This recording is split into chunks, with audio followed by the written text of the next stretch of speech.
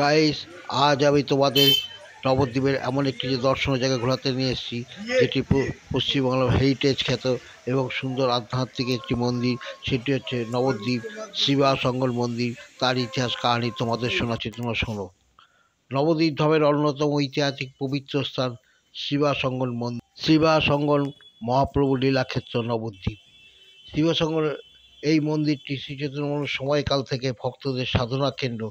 এখানে শিবাস পণ্ডিত মহাশয় ও তার পরিবার বাসস্থান ছিল, যেখানে মহাপ্রভু ও তার সঙ্গী সাথীরা কীর্তন করতেন। মন্দির প্রাঙ্গণে প্রবেশ করলেই অনুভব করবেন আপনি ভক্তি ও শান্তির এক অনন্য পরিবেশ। শিবাস অঙ্গনের প্রতিটি কোণে লুকিয়ে আছে মহাপ্রভুর লীলা সুমধুর স্মৃতি। এই মন্দিরটি নবদ্বীপ ধামের অন্যতম প্রধান আকর্ষণ।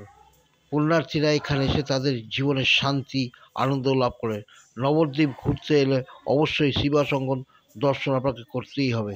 তাই শিবাসঙ্গনটি মন্দিরটা আপনাদের দেখাচ্ছি, আপনারা দেখুন। সুন্দর একটি মন্দির এবং দর্শনীয় স্থান।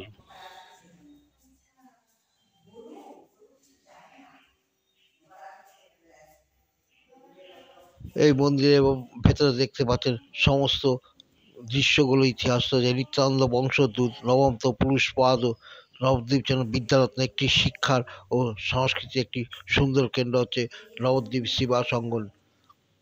তো আপনারা দেখুন, দেখতে খুব ভালো লাগবে। এই ভিডিওর মাধ্যমে সমস্ত বিবরণগুলো আপনারা দেখতে পাবেন একে একে। খুব সুন্দর দেখার মতো জিনিস।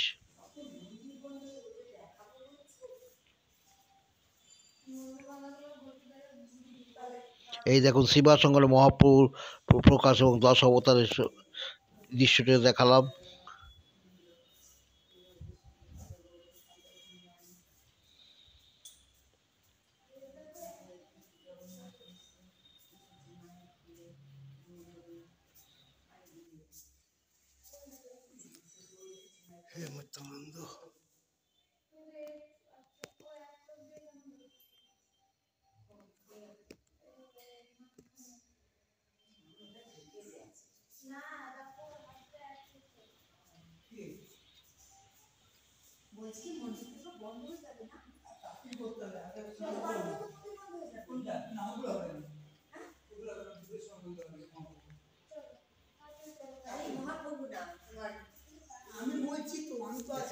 মহারাজ, এই কাহিনীটা একটু বলবেন, একটু এটা ইতিহাসটা একটু বলবেন ছোট করে।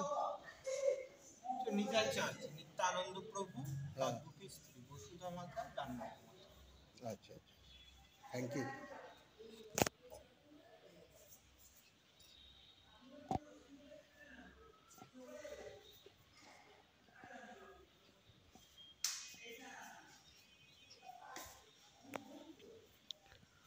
এই দেখুন শ্রী গৌরাঙ্গ মহানগর সংকীর্তনের দলটি দেখাচ্ছি, দেখতেই পাচ্ছেন।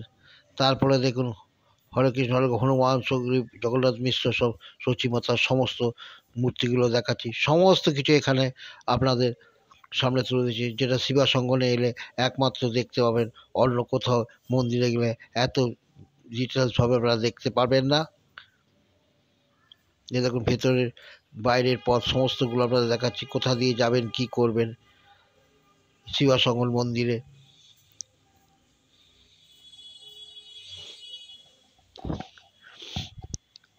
নবদ্বীপে যত মন্দির আছে শিবাসঙ্গন মন্দির একটি আধ্যাত্মিক মন্দির বলতে পারেন। এছাড়া এখানে অনেক কিছু দেখার আছে, শিক্ষার ব্যাপার আছে, আপনারা এখানে এসে দেখতে পারবেন। নবদ্বীপ মন্দির আছে। এই দেখুন এটা নাট মন্দির। এই নাট মন্দিরে সমস্ত উৎসবের সময় করা হয়, দেখতেই পাচ্ছেন।